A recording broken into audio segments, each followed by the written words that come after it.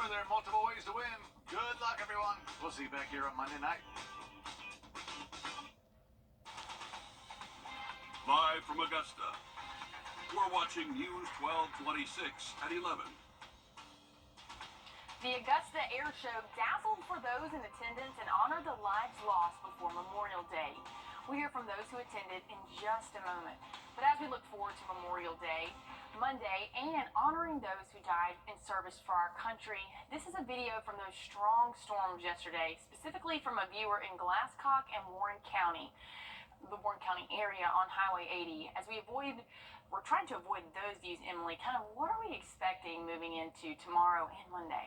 Well, hopefully we're not going to see any of those views tomorrow. We did have several severe thunderstorm warnings yesterday, and that was one of them that you just saw on your screen there. That prompted a severe thunderstorm warning up in Wilkes County, but hopefully we will not see any of those tomorrow. Now, I can't say the same for our Memorial Day, but let's look at current conditions, what we can expect in the near future. Right now, we're sitting at 68. Feels like 68. Those dew points still cruising in those 60s, though, so it's a little bit muggy out there, but I think we'll have a little bit of cloud cover possible for the overnight hours, and we're not going to cool off much more than what we are currently seeing, which, again, is those upper 60s. So tomorrow morning, if you're headed off to church, temperatures will warm up into those 70s after sunrise, and then we'll be in those lower 80s by 10 a.m., so definitely getting ready for another warm day in store for us. We could have an isolated shower tomorrow afternoon, but that won't come until about 2-3 p.m. And then Memorial Day, we'll have a chance of those isolated showers, but I'll have that broken down for you coming up soon. Thanks, Emily. The first day of the Augusta Air Show is in the books. This show, this Memorial Day weekend, helps honor the lives of those lost and continues tomorrow. But our Audrey Dick Herbert was there today. And Audrey, you join us live now in the studio. Kind of tell us how this dazzling display leaves so many speechless who were in attendance today. Yeah, it was great out there, but the rain didn't stop people from coming out today. People even gathered outside where the main event was held and were sitting on top of their cars, setting up their chairs, and pulling out the binoculars to watch the planes fly by. Planes flying across the sky.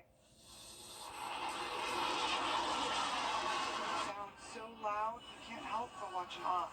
Well, you know, they kind of encourage you to get earmuffs on the way in. We didn't hear that, so, just trying to let it go as it plays along. But great sound. It really shook you to your core. Planes flipping, turning, and showing all kinds of skills for people who were following along from land.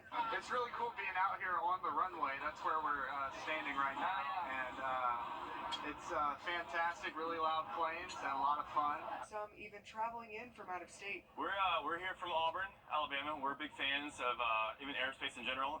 This guy's a pilot. I'm in aerospace engineering, and he just likes jets. Making memories that'll last a lifetime. My brother is a enthusiast, his favorite planes and all that. So, when we saw the show, I just thought it would be a great idea to come and bring them, given the experience of planes on. And even creating a new interest for some. Yeah, I can just say that at first, I wasn't like too enthusiastic, and I had to make the drive here. I wasn't like necessarily into the planes myself. But, it's like you say, experiencing it firsthand really sparked my interest with it. With plans to come back next year. Oh, yeah. Absolutely. Absolutely. Yeah. Hopefully it'll be a little cooler next year. Yeah, and not raining, so. Well, if you missed it today, the air show will also be happening tomorrow with gates opening at 9 a.m. and the first flight performance at noon. For more information, go to our website at wrdw.com. Now, the air show is part of a traveling performance, and if you miss them tomorrow, like Audrey said, you can also see them October 26th and the 27th in Atlanta. And the McDuffie County Coroner's Office identified the victim of a deadly motorcycle crash on I-20 this morning. They say a 73-year-old man, Edward Hyde from Montgomery, Alabama, died at the scene after his motorcycle traveling eastbound went off the road into the traffic barrier cables on the westbound side of the interstate. No autopsy has been scheduled yet, but GSP and the Coroner's Office are investigating. And Grayson Murray, who won his second PGA Tour title at the Sony Open earlier this year, died this morning. He was 30 years old. And this comes at one day after he withdrew from the Charles Schwab Challenge in Fort Worth, Texas. He pulled out of the play yesterday, citing an illness. No cause of death has been listed. Play continued today after the PGA Tour commissioner said he had a conversation with Murray's parents. A fellow golfer spoke out later about Murray today. We're still competitive. It's so competitive out here. We all want to beat each other. And then something like this happens and you realize that we're all just humans. Murray won 2 PGA Tour championships, and he won again, like I said earlier, the Sony Open playoff earlier this year, ending a 6-year wellness drought. A former CIA officer has pled guilty to a spying for China decades ago. The Department of Justice. If you have outdoor plans tomorrow, make sure that you have your First Alert weather app handy because there could be an afternoon shower, but other than that, warm conditions expected and some sunshine. But I'll have a look at your full forecast, including your Memorial Day, coming up. And it's been 4 years since the death of George Floyd. A look at the police reform since his death right after the break. When you visit or work with Parker's Kitchen, your support makes a difference. You've helped us rank as Best Workplace in America. None of this happens without you. Thank you. Morning, afternoon, night, Monday through Sunday, 24/7. Our First Alert commitment to you is the power of 5 meteorologists, always tracking weather that impacts you, telling you what we know as soon as we know it. All the tools, the latest technology, and the first team of 5 meteorologists. First Alert is our investment in your family's safety. News 12's First Alert weather on your side. Are you ready to advance access to a doctor's office while at work at no out-of-pocket costs? Are you the next one to join our team? Visit countonamic.com to apply today. Today marks 4 years since the death of George Floyd in Minneapolis, Minnesota. It was today back in 2020 when police officer Derek Chauvin kneeled on Floyd's neck for more than 9 minutes. His death forced change in policies, but are those changes holding? CBS's Tarn Small went to Minnesota to find out. I never thought I would see it look like this. Does it hurt to see it like this? Oh, this is terrible, man. It's absolutely terrible. This intersection 4 years ago, the epicenter for protests and unrest following the murder of George Floyd, an unarmed black man by a Minneapolis police officer. Bloomington Police Chief Booker Hodges back then was brought in by the state to get the city under control. I taught on riots, for a while here, but there's no playbook for what we had to deal with. And though that moment ignited a nationwide racial reckoning, activists say the fire in Washington appears to have burned out. Most black neighborhoods in the United States of America where a black man is killed, either at the hands of the police or by community, it's just a neighborhood that just doesn't thrive. But the White House is touting executive action the president has taken, including a nationwide database tracking police misconduct. We've made progress. Are we where we used to be? Absolutely not. Where we want to be? Where we want to be? Not just yet, but we'll get there. Getting there, the White House says, requires help from lawmakers. Floyd's family on Capitol Hill this week pushed for Congress to revisit police reform in his name. My brother's life was stolen. So many other people's life was stolen from them. And we continue to say we're going to talk about this George Floyd Justice and Police Act. Republicans' concerns over eliminating legal protections for officers stymied that legislation. Minneapolis Congresswoman Ilhan Omar says those partisan politics remain. Voters know that Congress is divided on this issue. I hope that they utilize the ballot box to remedy that, because we need members who are serious about protecting people from police brutality in this country. Polls show Biden's support among black voters appears to be softening, so the president's continued push for reform is now under a microscope by a crucial bloc just over 5 months away from Election Day. Torian Small, CBS News, Minneapolis.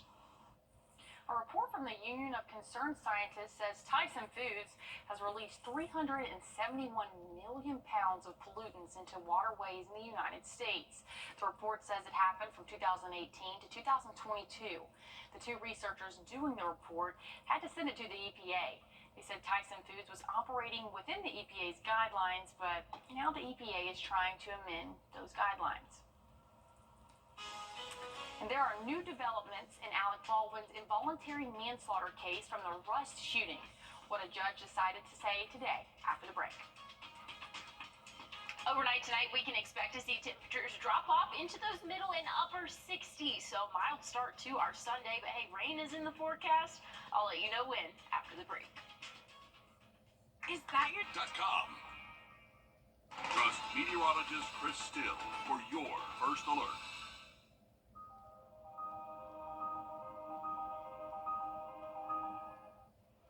Headed into Memorial Day, Emily, kind of tell us a little bit about what we were expecting.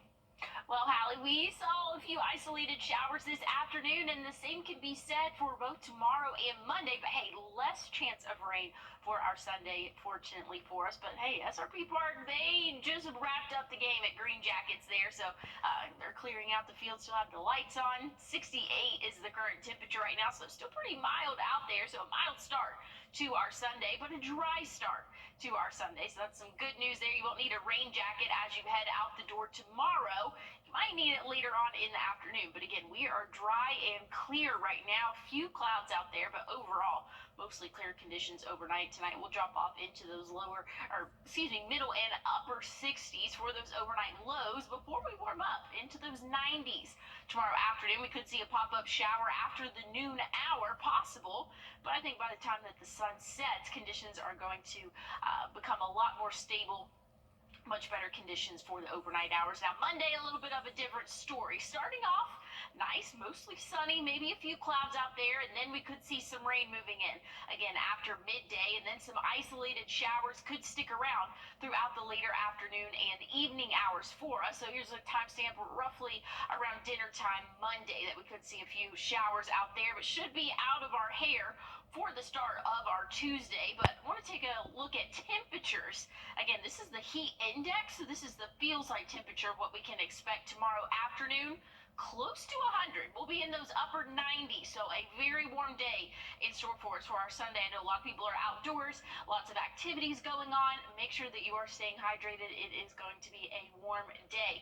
Monday, a little bit cooler, and that's going to be due to the chance of rainfall a little bit higher than what we could see tomorrow, so that's going to keep us a little bit on the cooler side, cooler as in heat indices in the low 90s. So really not too cool out there, but again, a little bit better than what we can expect for our Sunday. But again, rain chances come into play really for our Memorial Day. That's going to keep us in those lower 80s or upper 80s, for those high temperatures. Those heat indices will be in the lower 90s there. But next week is looking beautiful. Mostly sunny sky conditions expected for our Tuesday and Wednesday. Thursday, we have a few clouds out there, and then by Friday, will be mostly sunny again. High temperatures will be in those middle 80s by the end of the week and into next weekend. Overnight lows right around 60. So I'm really looking forward to the end of next week, Hallie. Thanks, Emily. Rapper Nicki Minaj was in trouble today as she left the Netherlands. Police stopped her at Amsterdam's airport, claiming the 41-year-old was carrying drugs. She was then taken to a police station for questioning and later released, but received a fine before she was allowed to travel. Minaj is currently on tour to promote her new album, but had to cancel her show tonight in Manchester. And a judge has denied Alec Baldwin's request to dismiss an involuntary manslaughter charge against him, meaning he will stand trial for the death of cinematographer Helena Hutchins. Jonathan Bigelotti reports. After Alec Baldwin will be judged by a jury of his peers nearly 3 years after this New Mexico film set became a crime scene. Alec Baldwin's motion to dismiss was really a last-ditch effort, a Hail Mary, if you will, to try and avoid trial. I don't think there was ever a lot of heft to that motion. A Santa Fe judge Friday denied the actor's motion to dismiss the case after Baldwin's lawyers failed to argue state prosecutors withheld critical evidence from the grand jury that indicted him earlier this year. Baldwin is charged with involuntary manslaughter after a prop gun he was holding fired live ammunition, killing Rust cinematographer Helena Hutchins. I take the gun out, and as it clears, as the barrel clears, I turn and cock the gun over here. I turn and cock the gun goes off. When questioned by police shortly after the tragedy, Baldwin said it was not his responsibility to check the gun for live rounds, and claimed the weapon was faulty and fired on its own. Rust's armorer was also charged with involuntary manslaughter, convicted in April, and sentenced to 18 months in prison. there is a chance that he could be convicted. You can't, as a prosecutor, go forward with a case where you think there's no chance of a conviction. Now, Baldwin has pleaded not guilty. If he is convicted, he faces up to 3 years in prison, and a jury selection is scheduled to begin in July. Now, a search is happening now for a primate loose in Walterboro, South Carolina, roughly 50 miles west of Charleston. The Colleton County Sheriff's Office says the owner is trying to capture the animal and asked for assistance. Officials have warned people not to go to the animal and watch their pets if they are outside. And as we head to break, here's a live look at the Las Vegas and your lottery winning numbers.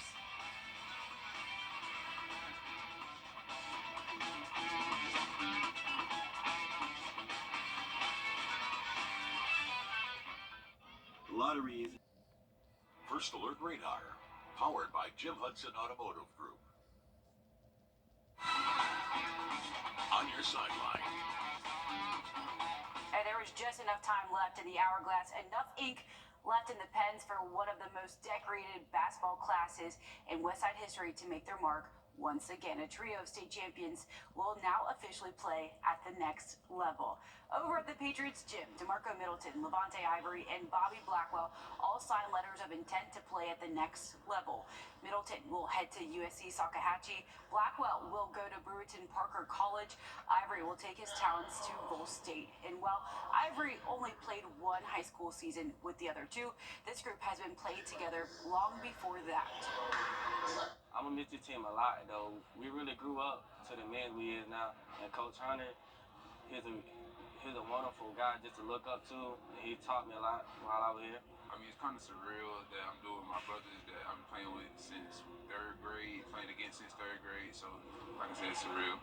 Growing up, I always played against Levante, played against Bobby, also his teammates. So, growing up, just building a brotherhood, being competitive, it really just gelled us all together as our senior year progression.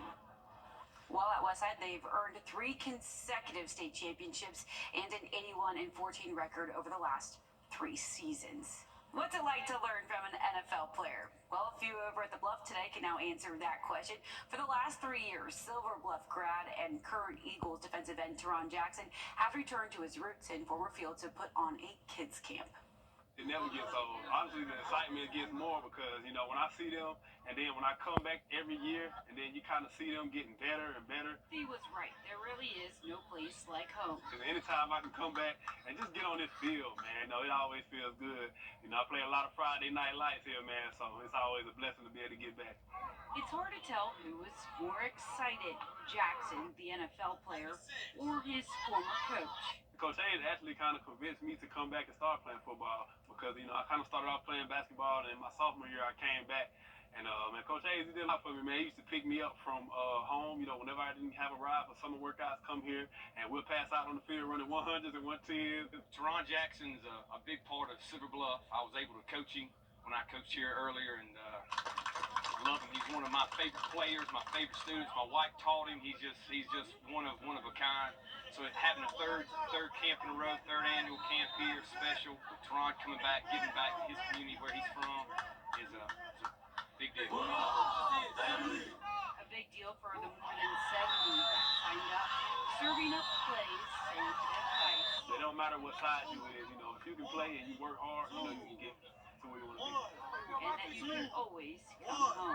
Grandma always cook me a big meal. I tell her, Grandma, I can't eat it. I'm trying to eat healthy, but she gonna cook it and I'm gonna eat it. Yeah, I can't tell her no. So whenever I get a chance to come back, man, I love it. I love it. With their late night matchup postponed due to rain, the Green Jackets face Kannapolis for a doubleheader in Game 1. The Green Jackets lost 17-2, and in Game 2, they lost 6-0. Over in Pittsburgh, the Braves also lost tonight, falling 4-1 this afternoon. They try to avoid the sweep tomorrow with the first pitch set for 1-35. But we didn't have any measurable rainfall here in Augusta. Aiken saw 0.3 of an inch, but not quite that 1 inch mark that we need for a winter here. But I'll have a check on your final forecast, and what you can expect rainfall totals for the next couple of days after the break.